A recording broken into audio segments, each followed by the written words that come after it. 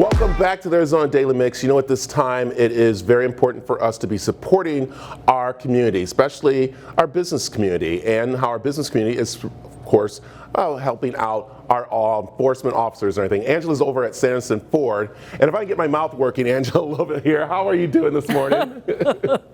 Well, you know, I love that you talked about TikTok earlier in the show. So that's one of the things I've been doing. I've learned TikTok. I actually have the app. And my girlfriend brought her teenagers over, and I literally learned the first part of this savage dance on TikTok. So I can teach it to you, Brad. That's what I've been doing to kind of stay sane. I like that. Okay, you were going to teach me some TikTok. That's very important there. But also what's very important. That's important. Is what's happening in our community, and especially with our law enforcement officers and men and women, and what Sanderson Ford is doing with them. That's right. So we're going to turn it a little bit more serious now. We're talking about, you know, people are inside more, they're isolating more, and with that, there's been an increase of domestic violence. So joining me is Sergeant Heather. You are very passionate about this issue. Tell us what's going on with domestic violence during this time. Good morning. Thanks for having me. Domestic violence has increased substantially over the last 2 months because of everybody being tied up in home.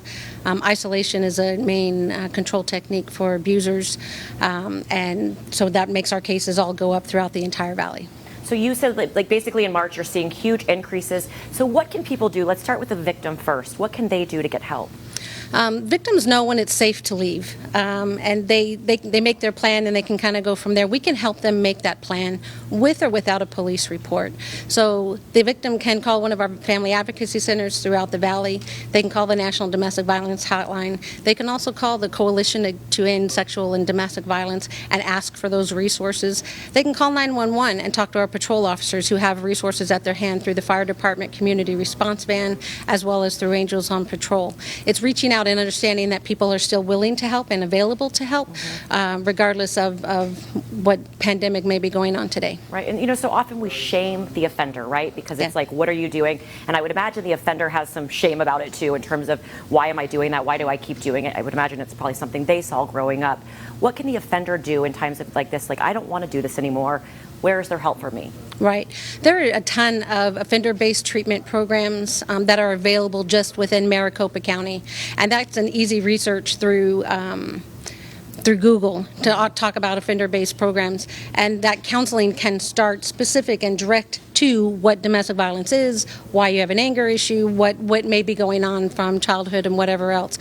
So both parties can get help if they want it, and that's what's available for everybody. As well as going on to the phoenix.gov/domestic violence, we're able to help with more resources along those ways as well. Okay, so that's easy to go to the website and you can get a lot of resources. Tell us quickly about texting 911. I think that would be a really good outlet for people. Right. For some people, they're not able to call 911. You can text it. Give us the location and just give a brief, concise description of what's going on. Domestic violence, she's hurting me or he's hurting me. But we need that location first because we can't always track on GPS, especially if GPS is off on the phone. But the location and what is going on, and then we can respond to that location and offer whatever assistance comes up. So if someone texts 911, they text their location, and even if you just text your location, right, you would know something's going on. Yes. And then does 911 text them back, or how does that work? Yes, 911 texts back and lets them know that they're coming. They may ask some follow-up questions. If you're able to answer, great. If you don't, you don't. The patrol officers will receive that information. Okay, so let's end this. Some words of hope for people out there that maybe are going through this. Where's the hope? Words of hope. Just hope words of hope. Just know that we're out there. Everything is open and available. Nothing has shut down when it comes to assisting our victims, assisting the offenders if they want it. It's all open. So call us when you're ready to leave that relationship and end whatever violence may be going on. And that goes for children as well. They can text 911 because there's an uptick in our child abuse cases as well. So it's just a matter of reaching out and know that we're open. Okay, thank you so much. And thank you so much for what you're doing. You know, you guys are on the front line every single day, so we really want to thank you as well. Thank you. Yeah. Okay, Brad, there it is. So people can go to aztv.com for more information, of course, as always, too. Yeah, Angela, thank you very much. It's so important about, of course, making sure your family and other family members are taken care of. And I'm understanding that the police have been doing training at this time to make sure. So thank you, Angela, and thanks to Sanderson Ford for all their support and what they're doing.